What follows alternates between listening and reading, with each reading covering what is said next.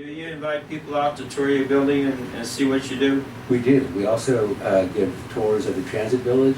You know, if people are interested and they want to kind of see firsthand our work, we're always open to leading tours so you get a firsthand look at what's happening with the transit village.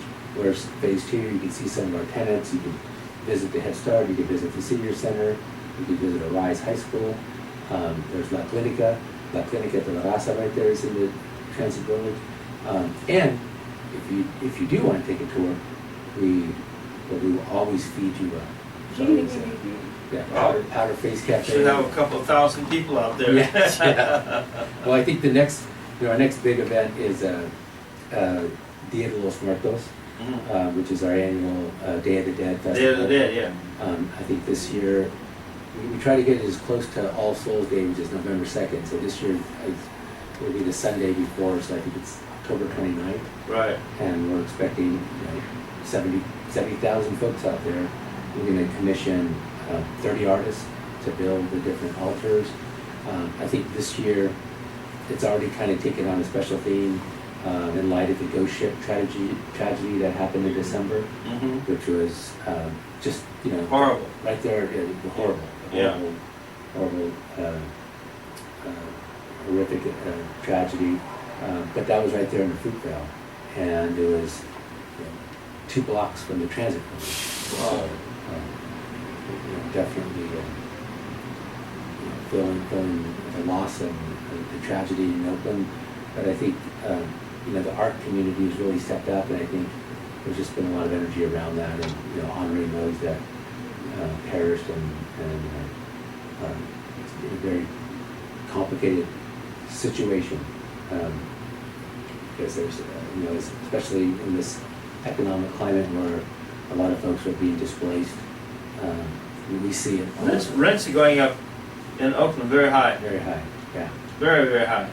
I never thought I'd see that, but San Francisco's bleeding into Oakland. Yeah.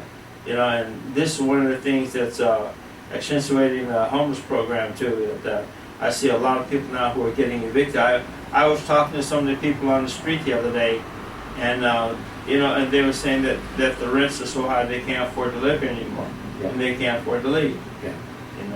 I'm looking at my little thing here, my little computer, and you have a senior center.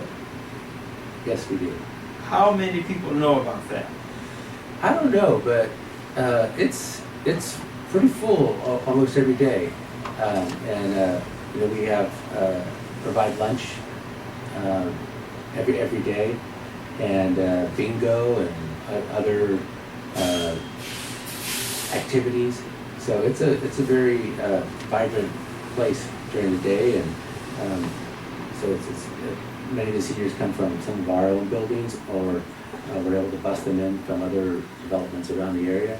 So it's a nice social environment for the seniors. And then we also use it for other events that support our other programs too. But that's a wonderful asset for the community. And it's also right next to the Cesar Chavez Library too. So.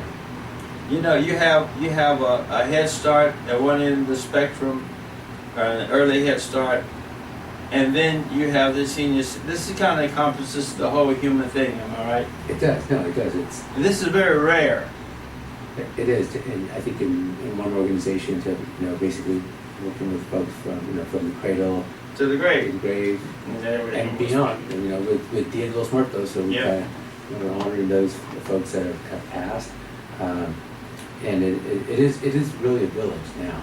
So when you see it, and then right next to the senior center is a charter high school called Arise High School. I saw that. Yeah. So you see this intersection of youth and seniors right there, happening on a daily basis, and then Arise High School is actually leasing some space in the senior center.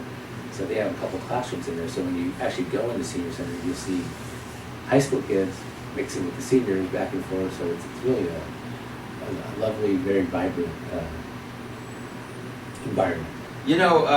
50 years ago, this year with Chris Iglesias, and we're talking about a whole lot of things that, the Unity Council. I want you to bring that up on your computer and look at that.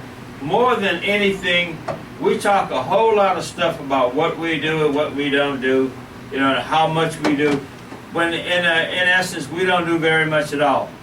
But we want you to get out here and donate to these guys, because you know what? They're saviors. They're life saviors. They're people who are out here who are actually building people.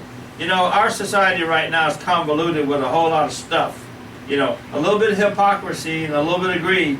And these guys here are right down to earth. They're real. There's nothing out there about them that we can't even go on the air and talk about. And you realize that 53 years they've been serving the public. Am I right? 53 years. 53 years, That's yes. a long doggone time. Yes. So, tell me some of the future plans you got. Well, I think, you know, one of the reasons I went over there 4 years ago, 4.5 years ago, was a lot of the work around boys and men of color.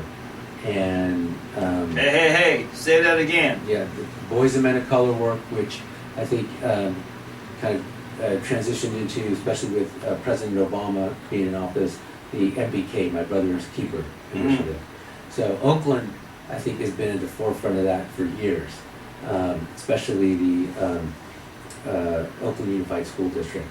And you know, they started the African American Male Achievement Program almost, 10 years ago now? 10 years ago. Yeah, and that's really blossomed into some cutting edge work over at the school district, led by Brother Chris Chapman over there. He's been doing some great work. Isn't he? He is. Super guy, isn't he? Yes, he is. He's Super guy. super dynamic, and he's just a wonderful leader over there. So, in partnership with the school district, we developed the Latino Men and Boys program, which was led by Paul Flores, who is no longer with us, but he's the one that really started the program at the Unity Council, and who actually lives just right up the street here in Mission, right over off 24th. So we can go knock on this door. Yeah, exactly. Yeah, but Paul is a visionary and worked really hard to establish the program at the Unity Council, and it grew from maybe 15, 20 boys in one or two schools to now we're serving over 250 young Latino men and boys in 10 public schools in the Oakland Unified School District. I think three or four high schools and the rest middle schools. So I think it's very important work, because when you look out in our community, I think the biggest challenges are around these young men and boys of color, African American, Latino, API. So I think that's kind of the really big focus we're putting a lot of energy.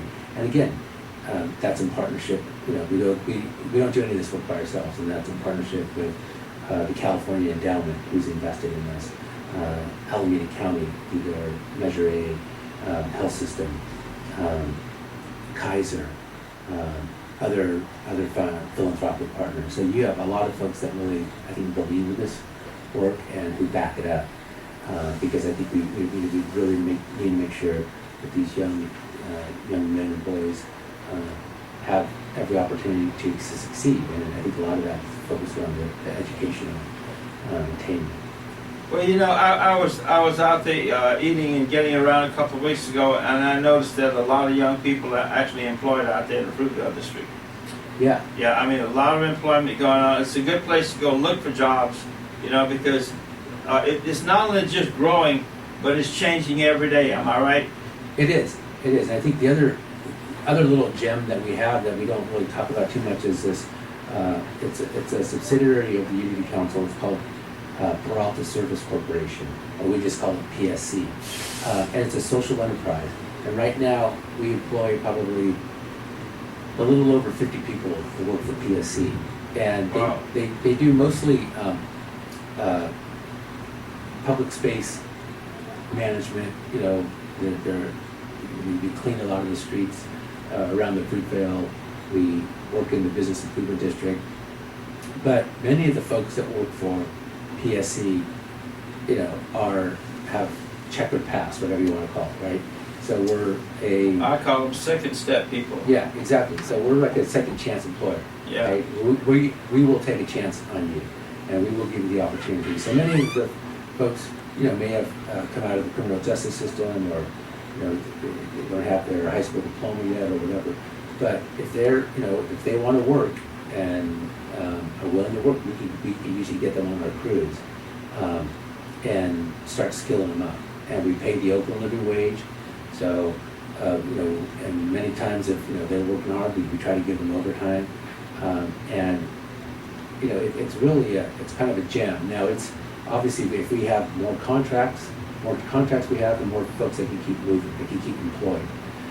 So it's something that we're constantly chasing after opportunities, and we would welcome the opportunity if you have a building or if you have an area that needs cleaning. Hey, give us a shot. We'd like to come and compete and see if we could provide you a really good service, and then at the same time we'll be employing folks from the neighborhood.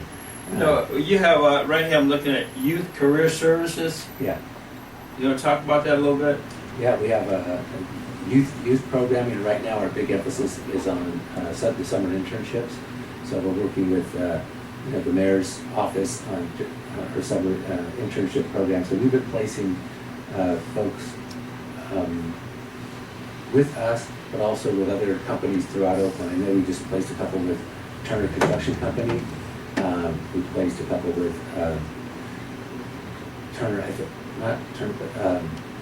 with Children's Hospital for some summer jobs. So we, some big employers are stepping up. Folks over at the Port of Oakland, but that's a big initiative right now to provide many of these youth, the opportunity for some real job training during the summer. How about CalSafe? CalSafe, yeah, that's also part of our Head Start program. So that's where we work with pregnant and basically teens that are still in high school or they're already mothers, and we have the Head Start program right next to the high school.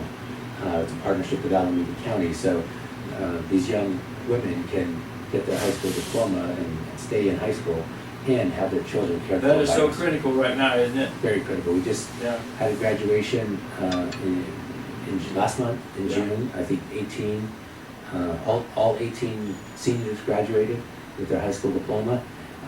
Supervisor Wilma Chan was there to give the commencement speech and support all these young ladies, and we're very, very proud of the program. I'm looking at the fact that girls are outpacing boys right now. That's what we're seeing. And I say to the guys, step it up, because there's a lot of good stuff here. PSC, Fruitville, the Neighborhood Career Center, business improvement. You learn all this stuff. Again, why are not people in greater numbers out there? Because with all the current administration and the way things are going, I think you're going to be a focal point for the community. Yeah, I think we haven't really talked about what's going on in Washington, but I think as of November 9th, I tell our folks that I changed my title from Chief Executive Officer to just General, because it really felt like we're kind of in a war, right? Yeah. In a war with like our own country, right? With the federal government, right? Right. The work that historically that they've been supporting for decades, now all of a sudden, you see these. Well, you got to do it a different way. It's got to be done a completely different way. Yeah. I mean, it's like we can't look necessarily to Washington for support. Even though a lot of the Head Start grants and stuff like that are, come out of the feds. But I think we have to be prepared for the worst. So, I think it really created an environment of uncertainty in a lot of the communities. Many folks in the community, especially the immigrant communities, are concerned about just living their daily lives and what happens, and it's real fear. Sure. Now, I think one of the things that we've offered, because we have been in the community for so long, is that a lot of our clients don't really know what we do. That but they trust us, right? And we see it every Trust day. is a big thing. It is, yeah. I mean, Trust and faith. absolutely. And, and you put compassion and passion for doing something in there, that kind of rounds it up to being a positive thing, Yeah. all right? No, I mean, they bring us their children every day. Oh, really? They to Head Start. They're waiting outside the doors at 8 o'clock, ready to bring us their children. They're trying to get their parents into the senior center, to the senior housing. So there's this trust that we have in the community. They know, they may not, some of their kids may not want to go to school because they're not sure about what will happen with ICE or whatever else could happen. But they know that they'll bring their children to us because they know that our facilities are safe places for them. But it definitely has created a very challenging time for many folks in the community. And not just here in Oakland, but definitely here in San But Francisco. for human nature, Yeah. challenge makes you grow, am I right? Yep, absolutely. And I say that like that because being stagnant in life, you regress. When you're challenged and life is, in front of your face, you progress. Am I right? Absolutely. And I'm looking at the housing. There's a housing information system there. And I'm looking at the fact that everything here is geared toward moving people forward. Am I right? Yep. Moving them forward, moving them out of poverty, and really helping them move up the economic ladder for themselves, for their families. So I say that we've kind of evolved into this poverty fighting beast on many Poverty levels. fighting beast. That's a good analogy. I like that. One of the things is I want to say is people need to amp it up and step it up and become involved. Am I right? Yes. People Yeah. here. We need for you to actually get out there and get involved in something in this entity here. If it's just going out and helping people get out of a car or something like that. But you talk to these guys out there, and you know what the thing about it is you'll feel good at the end of the day because you've actually done something. Farmers market. The farmers market out there is huge now. It is. It's definitely growing. We are looking to potentially partner with another operator because that's not our core business that we do every day. But I think it's really important to partner with other folks if that's their core business, to bring more vendors, more fresh food into the community on a more regular basis. But it is definitely something that we're building on. You know what? We always end up back with food because food is health.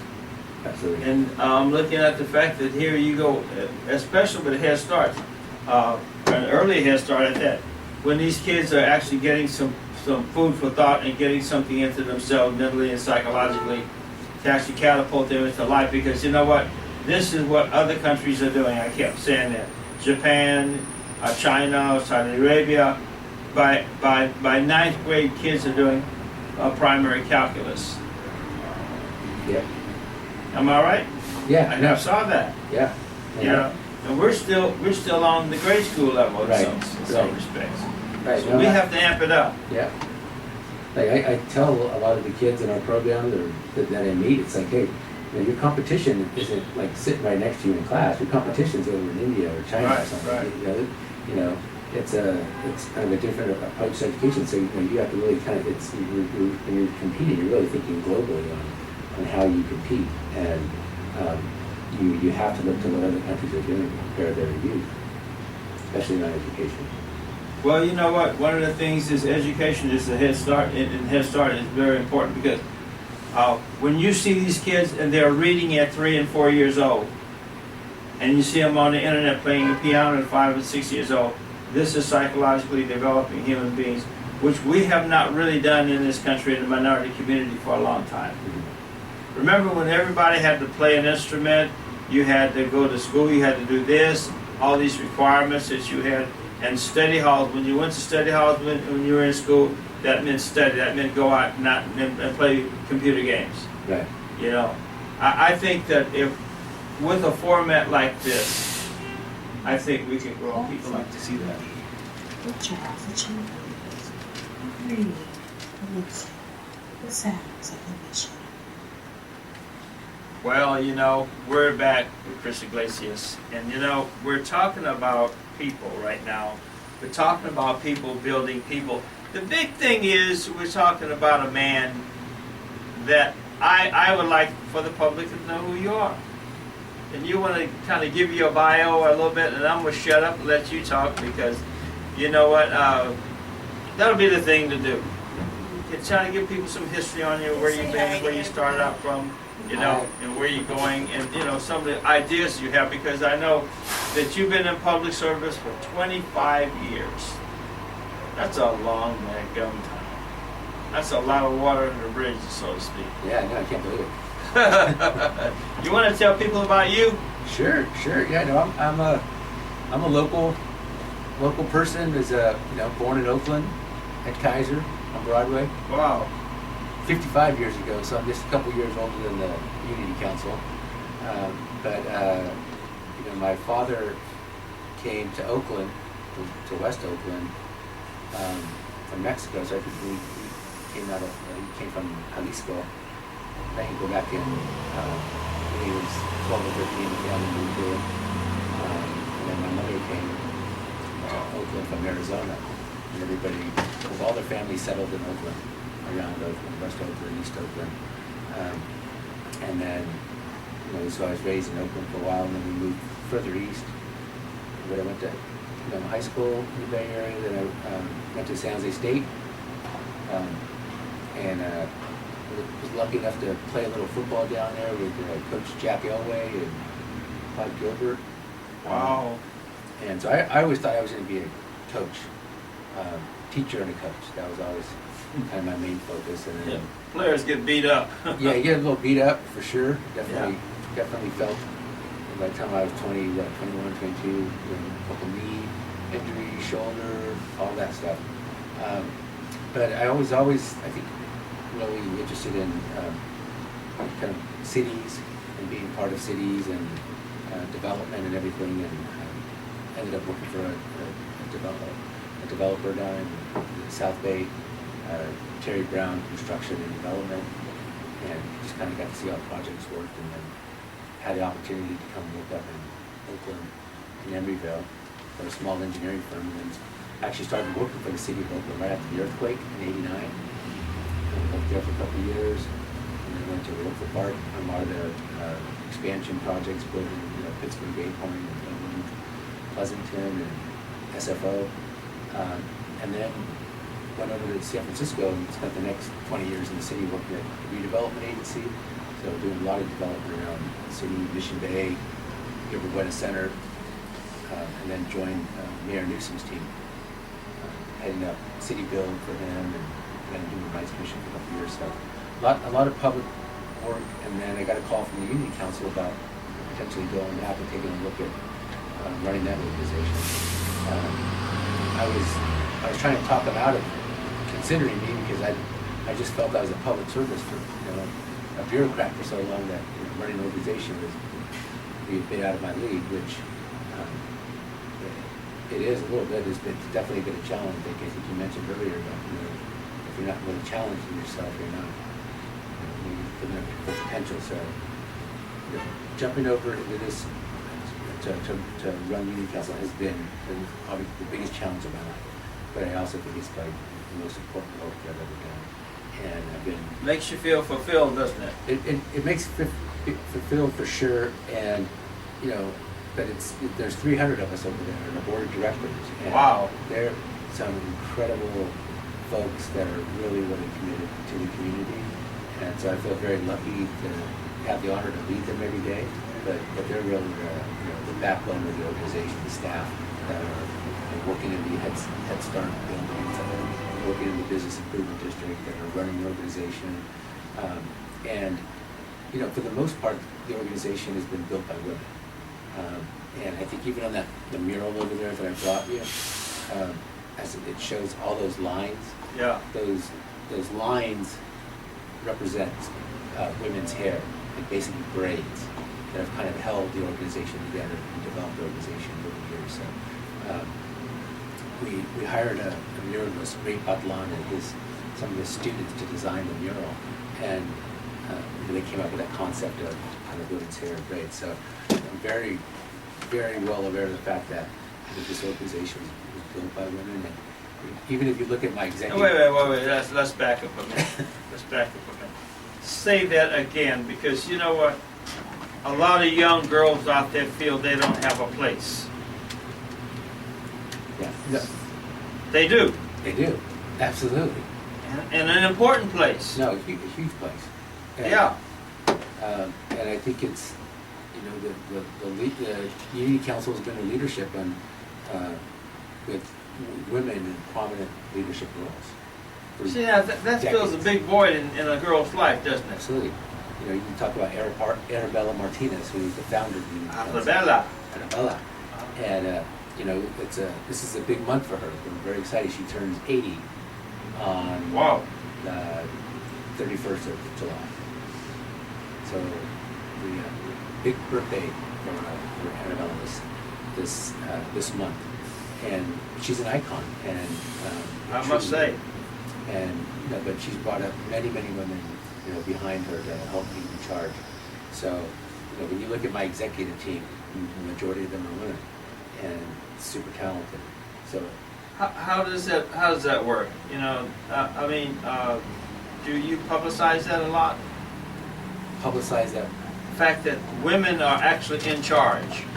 I do, you know, and I think we definitely highlight it on our website and through our board and through other publications. But no, we have a really dynamic team, and we have some.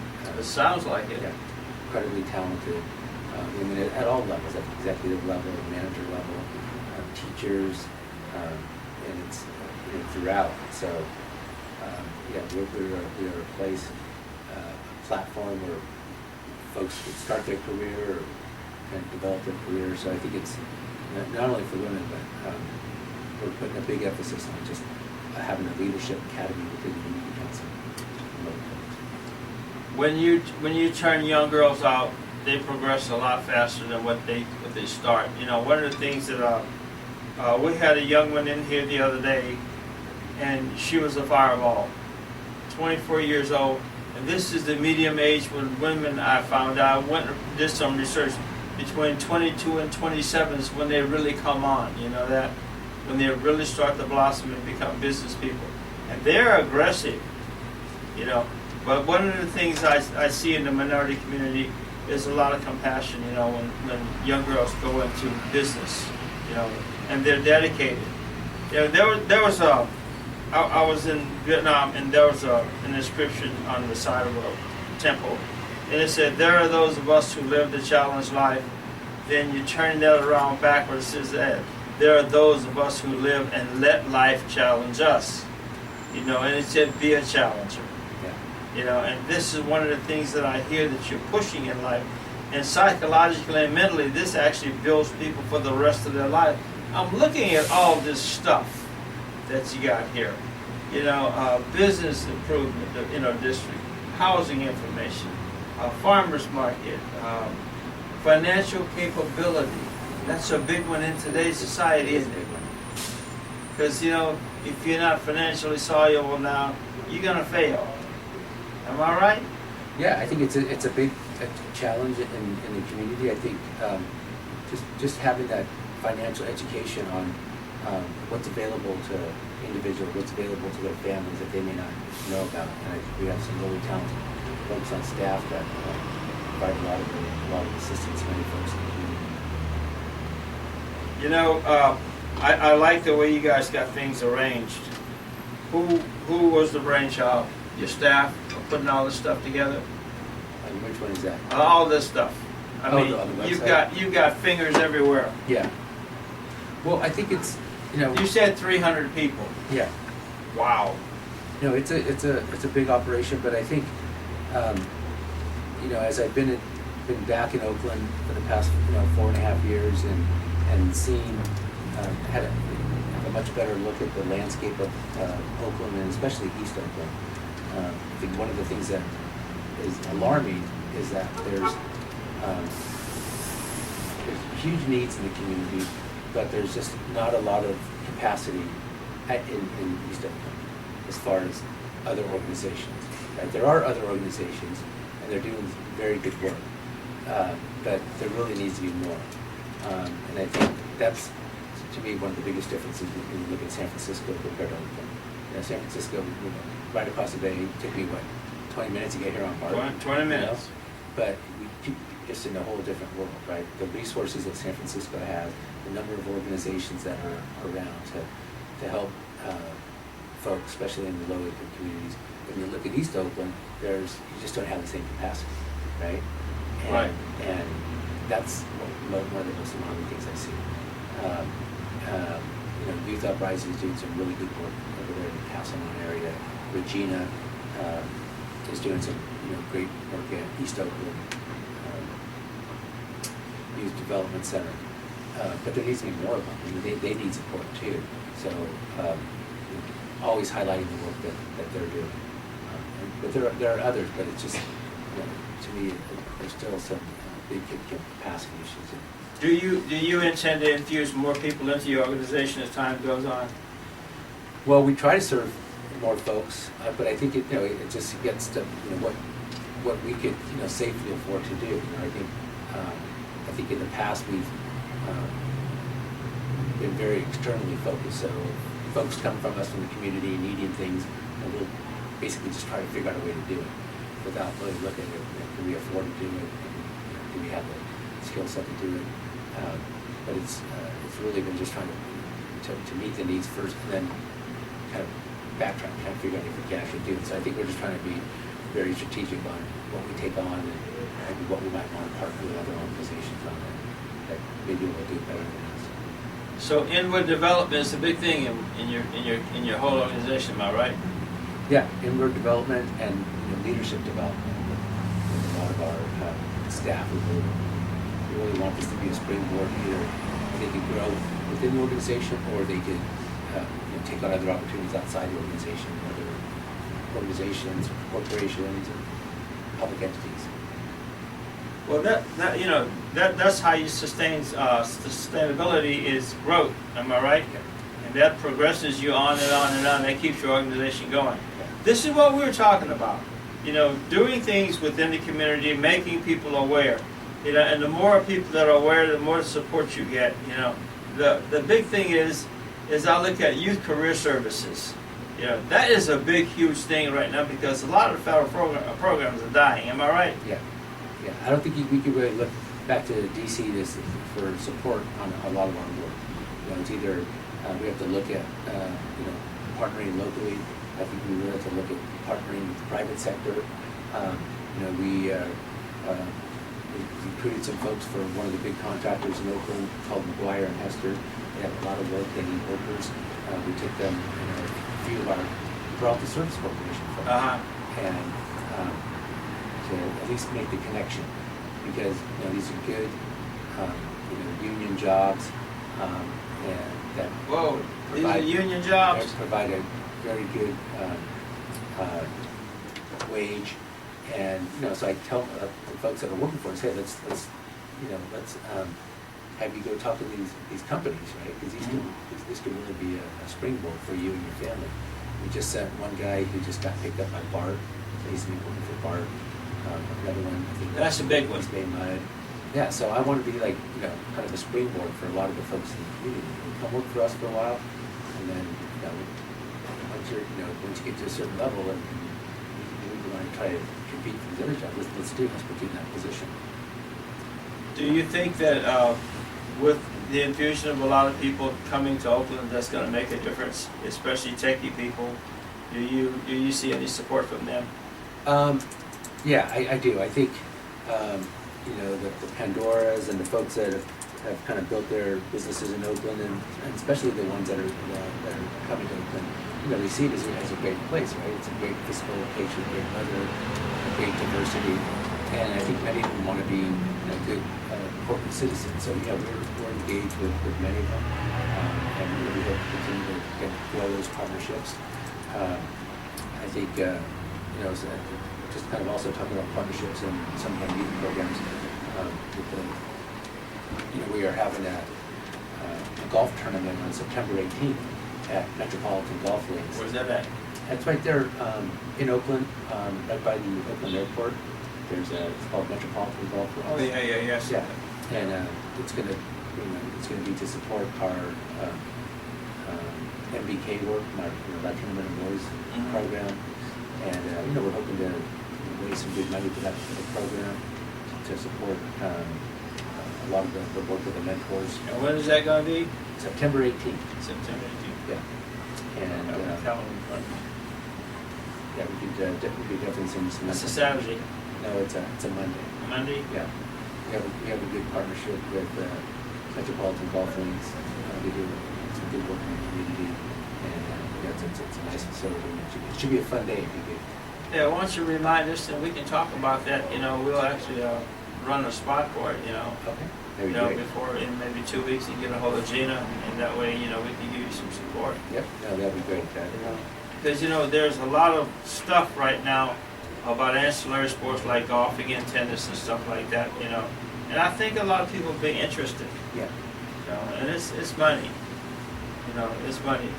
Who started your senior citizen program?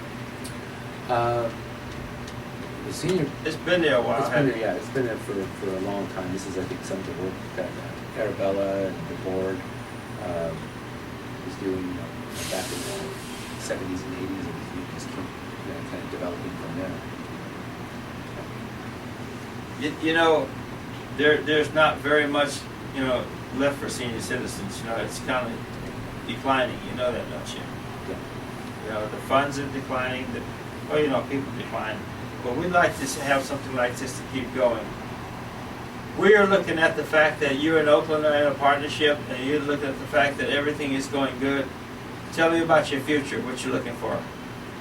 Well, I think we're just completing a 2-year-long process around kind of our strategic plan and our theory of change kind of going forward, and really looking at the sustainability of Community Council and our role in the community.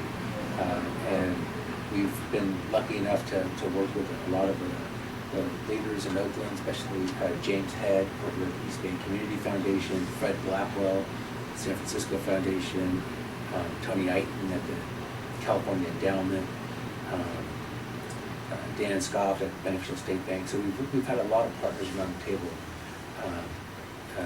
helping us. Sherry Novak at Kaiser, because I think we really have kind of evolved into an anchor institution in East Oakland that is kind of fighting poverty and creating opportunities on very. That's a big thing right now because poverty is creeping up again. Yep, and we're fighting that on very at different levels, right? And I think we're having a lot of success, but it's tough work, and how do you sustain that work going forward, especially if things are changing back in DC, and you can't rely on folks that we thought once were your partners. So, we're excited about that, and I think some of that leads to we might want to be doing more kind of real estate development around the transit village, because that does generate. So, what is the cost of this proposed endeavor in the transit building? Well, Transit 2, I'd like to call it. Yeah, for phase 2, we call it phase 2A, which is the 94 units of affordable housing, which we'll be calling Casa Arabella soon enough. So that's part of her 80th birthday present. We actually named the building after her. And then phase 2B, and that's about a $58 million development cost. So Wow. So that's we have all that funding in place. And then phase 2B will be about another 200 units of housing, plus a urgent care facility for La Clinica, and that will be more than 50 million. So we're looking to figure out how we put the financing together for that. So you're looking at a lot. You're looking at millions and millions of dollars. Yeah. I was looking at this thing early, and it said the first phase there was like $8 million infused in there someplace. I saw a figure of $8 billion. That's a lot of money. Yeah, no, it is. It is a lot of money, and but we have we've been working with the city and state and county, and I think everybody's found ways to kind of help contribute to what we're trying to do. Federal Reserve in San Francisco, so a lot of different partners. Hey, we're back again. Chris Iglesias. And we're sitting there taking some little flickies and taking some pictures, and you can get all this stuff off Instagram and Facebook and wherever you go to social media. ThoughtsOfACommonMan.net. ThoughtsOfACommonMan.net. ThoughtsOfACommonMan.net. And go look us up, and we got a lot of stuff out there. This one here is a sore spot in my heart right here, looking at all of this. The biggest thing that I love about this whole program is more housing, affordable housing. How in the world did you get that through? Well, it was tough. I think it's a process that has started many years ago with Arabella Martinez when they developed the first phase of the transit village. And I think the intention was always to develop the second phase, being the parking lot adjacent right there on 35th and East 12th. And Oh, that's right. That is there, isn't it? yeah, Yeah, that's a big lot. entity. Yeah. That's a moneymaker. It is a moneymaker right now, and we manage it on behalf of the city of Oakland. So, right now that's a big, basically cash generator for the Unity Council and for the city of Oakland. And once we develop the site, that revenue stream goes away. But the whole intention was to develop that site for much needed housing. And in 2009, 2010, under the leadership of Gilda Gonzalez, the former CEO, and Ignacio de la Fuente, city council person at the time, they were able to entitle that site in partnership with Bart and in partnership with Mike Gilmetti with Signature Development. So, even though they got the entitlements and everything, I think that's when the economy was, experiencing some tough times and they weren't able to start the development. So when I got here in 13, I had entitlements. That's 3.5 acres and 3.6 acres was fully entitled for development. So that was a big thing to have. But now, but then it was like, okay, how do we get it going? What do we need to get it going? And I think the first thing we did was go after some state TOD money, and that was the initial $8 million infusion we got from the state to kickstart that project. And then we just kind of been plugging away over the last few years to get us to where we are today. And we actually pulled permits. I think I mentioned on Friday the site work permits. How astronomical! Yeah, this will be done in 18 months. That's not that much of a period of time. No, it's not. Fast. I think, but like you mentioned earlier, the challenges and the homelessness right now in San Francisco and now in Oakland. You just hit a sore spot. Yeah, it's just it's something that we see every day, especially in the flats around 880 and Right. International. You just see these homeless folks just popping up all the time. I actually visited a site, homeless encampment, a week or two ago. And I was driving down East 12th, and I saw kids, little kids at this one homeless encampment. So I stopped because they were young kids. They were 3, 4, 5-year-old children, and I just wanted to see if they Homeless families. moved there. And They're there. I found their mother, and the mother said that she was homeless, but she wasn't staying there. She was there visiting her mother, who was diabetic, in a wheelchair, dementia. It just, our most Could you vulnerable. imagine that? Our most vulnerable population are living in these encampments. And I know it.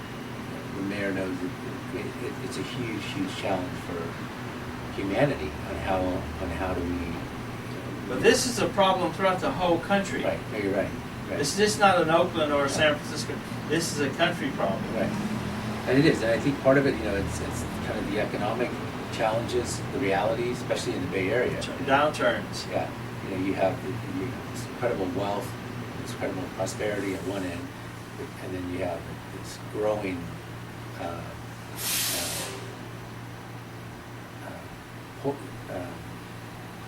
poor population, that just don't have access to the resources to. Well, you know what? One of the things that I talk to a lot of people. One of the things that we were talking about is depressed areas in the country, like Detroit, and Ohio, and places like that. They have empty houses all over the place. If there was a way to move these people into that and have these people to, clean up these places and live in them, it would take a lot away.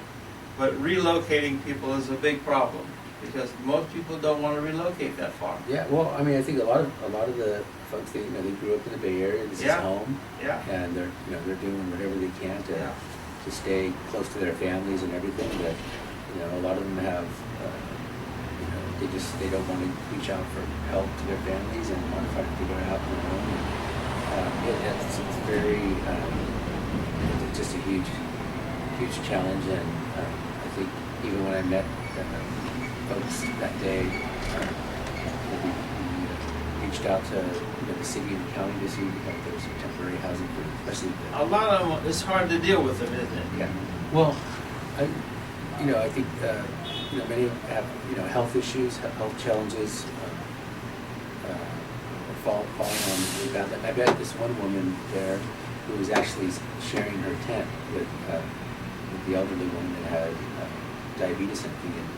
And so once they knew I wasn't like a social worker or something like that, and that they could talk to me, she said, I just interviewed for you guys. I got a job with Community Council. I was going to go work for Carlton Service Corporation. Oh, really? And I said, well, what happened? She said, I hurt my back. And once I hurt my back, I couldn't work because a lot of the work is physical, you're out there. Yeah. And so then once I lost that opportunity to work, I lost the place where I was staying. So now I'm here temporarily, living in this encampment until I kind of get back on my feet. Until I guess she can address the situation with her back and kind of health issues. But it's it's a pretty razor thin line between having an opportunity to be employed and have the resources to have a place to live and being homeless. And I took a lot of pastry about 2 months ago. I was at a place where they had an event. And I took it out and I said, talk to the people at 12 o'clock at night, and it was some of the stories I was hearing that just really jerked your heart. Yeah. But my concept is that if there is space, build many homes.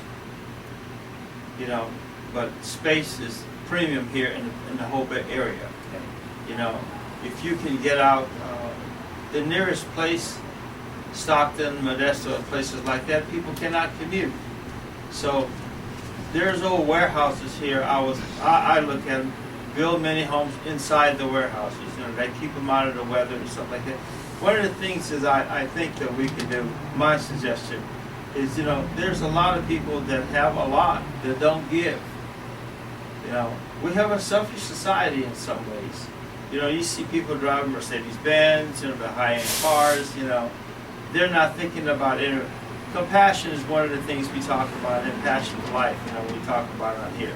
And I think that if everybody got behind this problem, I think it's doable, especially with the many homes. And there's a friend of mine, I towed one of these things behind my pickup truck all the way from Willows to a guy down in Vacaville, and he's living in it.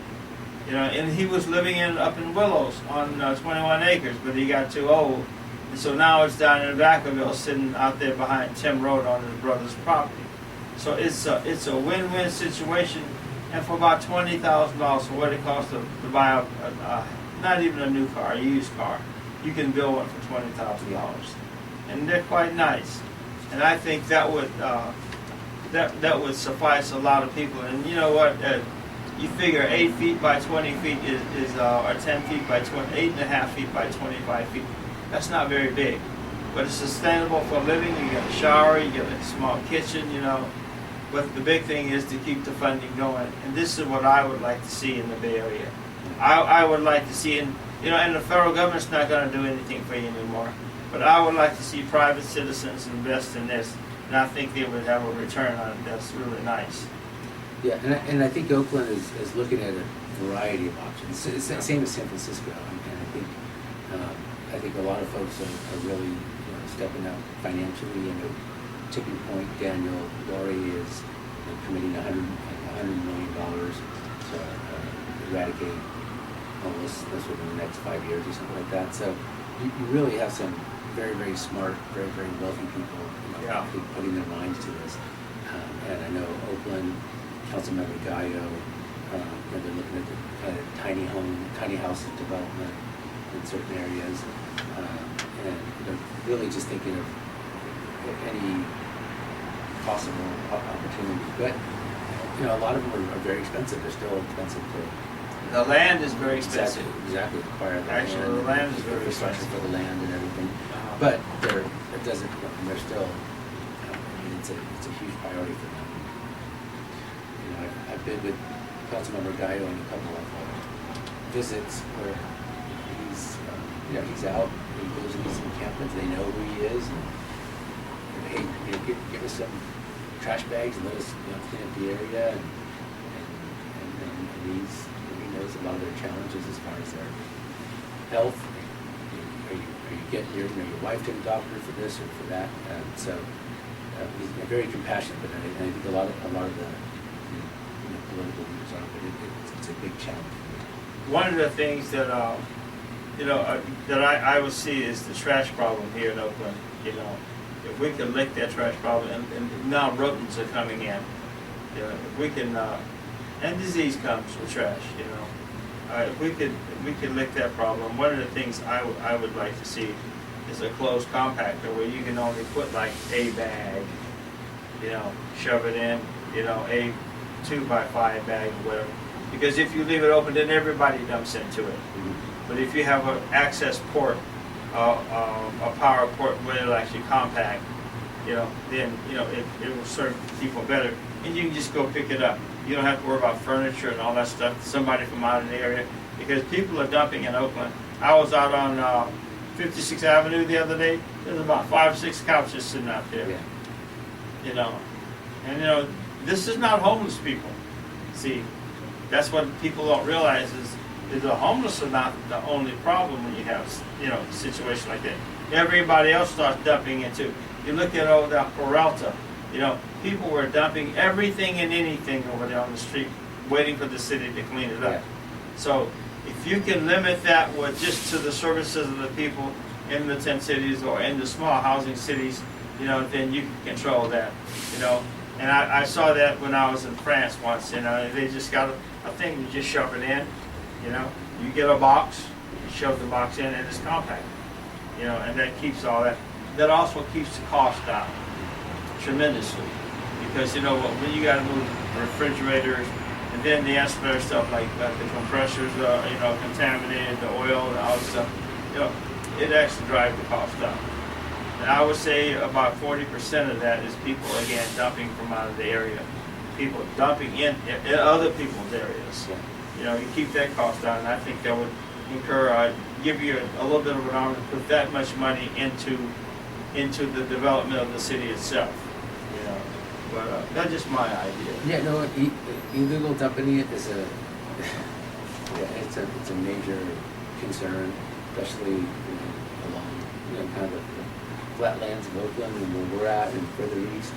And we're very much engaged. We're pretty much out there every Saturday. Sure. With Councilmember Gallo and kind of doing our weekly cleanups and everything. But we could always use help there. That's it. Yeah. We could always use volunteers and help there. But I think, I think people really can't view Oakland, those areas as just Oakland is technically a pretty city. It's a beautiful city. Yeah, this is a very pretty city. We just need to clean it up. And I think, like I said, if you have limited access to putting things into a dumpster, I think that would make things a lot better. That would focus on the actual individual himself rather than the whole neighborhood. Federal money is drying up, right? And when we come back, we're going to take a short break. We're going to talk about that a little bit, okay? Yes, they said the microphones.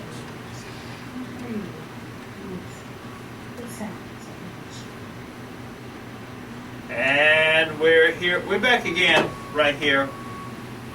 We've talked about a lot of stuff this last 2 hours. And we want you to respond. We want you to go on whatever social media that you go on, thoughtsofcommonmen.net. Look at us and give us some feedback. And there's gonna be a podcast and all that regular stuff that we normally do. But we want some feedback from everybody. And we want some support for Chris Iglesias. We want some money, folks. M-O-N-I-E. Not M-O-N-E-Y. We're going to stretch it a little bit. We want you to donate. We want you to call him up and talk to him personally or his staff. You know, there's 300 people on this staff over there.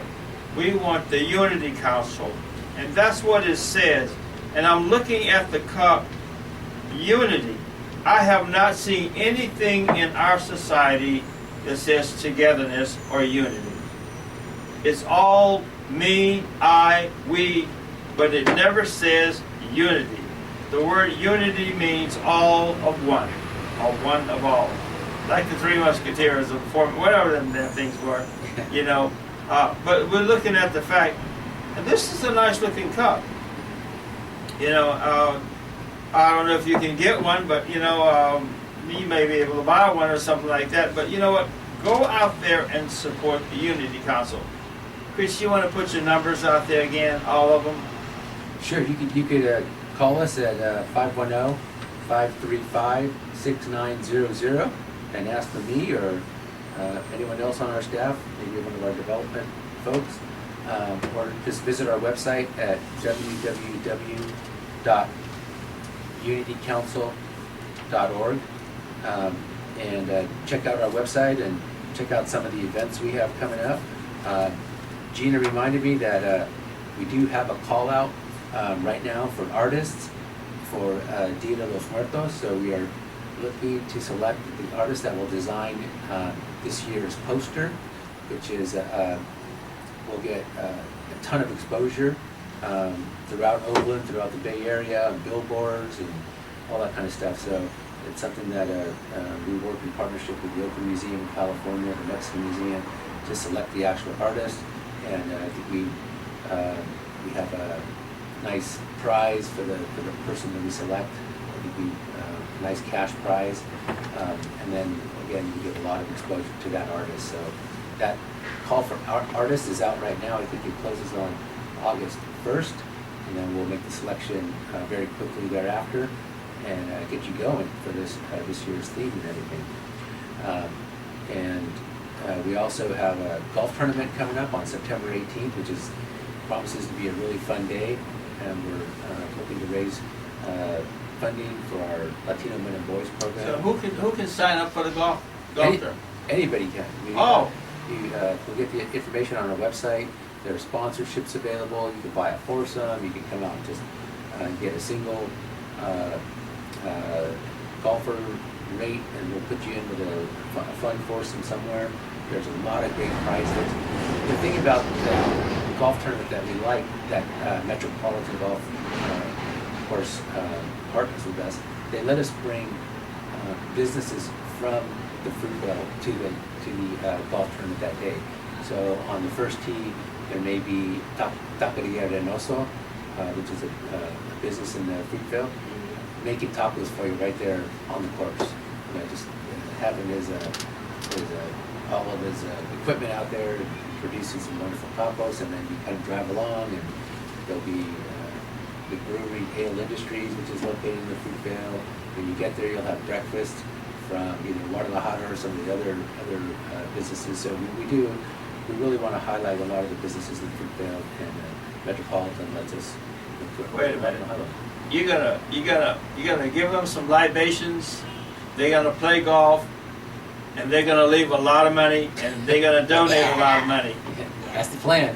That's what I'm talking about. Yeah, and you can't hit it any better. Yeah, exactly. And we're right now we're we're hoping to finalize our kind of our guest speaker for the day. We've been talking to Coach Tom Flores, the Raider coach, and he seemed interested, and we're just trying to wrap that up. So hopefully we'll wrap that up in the next day or two, and he'll be a part of it. And so it promises to be a really nice day. And one of the things that we're going to do is we're going to honor a gentleman by the name of Todd Lewis. Todd Lewis was a CEO and founder of Omega Pacific Electrical Supply here in San Francisco and Richmond. African American businessman, wonderful person, and What was his name? Todd Lewis. Todd He Lewis. was also very philanthropic, especially over in Richmond and San Francisco. I just wanted to mention briefly, after the Go Ship fire, which was just a couple blocks from the transit village, a lot of folks wanted to do stuff and support us, the Warriors, PG&E, the Red Cross, a lot of the local artists. And I said, why don't we just create light in the Fruitville transit village at night? Just so it's a nice lit up place so people can hang out there or do whatever. And Todd, I called Todd because I knew that was his specialty. And he did the lights for the San Francisco City Hall. So a lot of these big public projects were his projects. And he came over and said, let's light it up. This is how we do it. And he got to work right away. So by I think December 23rd, we lit up the tower in the village. Wow. But now it's all lit up. But the tragic thing is, he came in, he got these lights flown in from Kentucky and all over the country at really good discounts for us, and did the work. But unfortunately, he passed away on December 31st. It was a big loss obviously for his family and for his company and for the community and us over the Community Council, because he wanted to make sure that we had this permanent fixture light that we could always have to create the beauty. And so Todd was a friend. He was also a golfer. He was the next NFL player, and so we are going to honor him at this golf tournament as well, and his wife and his children, and just recognize kind of what he did for us in a very short period of time, during December. But if you ever get a chance to see the transit village at night, you got to go by and take a look. You see these beautiful lights lighting up all the palm trees and towers. It's really great. It's created a wonderful atmosphere. So we want to recognize Todd for what he did for us. See, mucho la luz, huh? Lots of light. Lots of us, yeah. Yeah, lots of light. And the tax program? And what? The tax program. Oh, the tax program. Yeah, I knew we were talking about some of the challenges. One of the good things that we do is this VITA program, volunteer income tax assistance every year.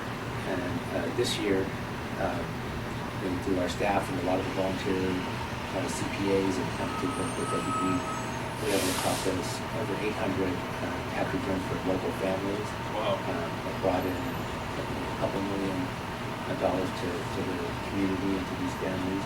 And so we want to continue to expand on that program. We're hoping to serve over 1,000 folks this next year. I think that it's important that folks know that it's safe. It's safe, and they don't have to worry about sharing information with us. It's really for the benefit of the country. Get your taxes done by expeditionary individuals of impeccable character and ability. And feel safe. That's what? And feel safe. And feel safe. That's the big thing, because you know what, you don't want your stuff all over the place. This has been a wonderful day, and I want to say thank you, Chris, for coming. And you know what, I hope that everybody would jump behind this program. We need finances. We need money. We need a whole lot of stuff. So this is the chief. Get out there and do it, because we can do it, and we can support ourselves. I figure that we can do that. And we're going to call it a day here in a minute. And you know what? Thank you, Charles, and thank you, Gina, for having me. We really appreciate it. Anytime. Unity Council. There you go.